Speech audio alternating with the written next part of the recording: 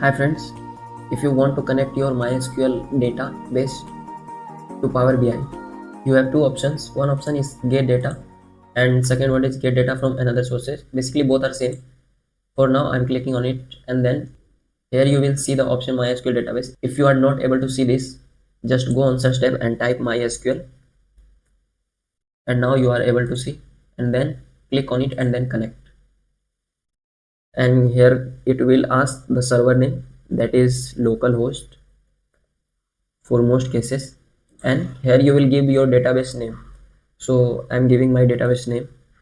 You will give your database name that you have created in MySQL and click on OK, and then here you will see this option. Now it is connected to the MySQL server. Suppose I have to load this data into the Power BI. How I will do, I will select all the data and then I will click on load. It will take some time because the data is too big, too large.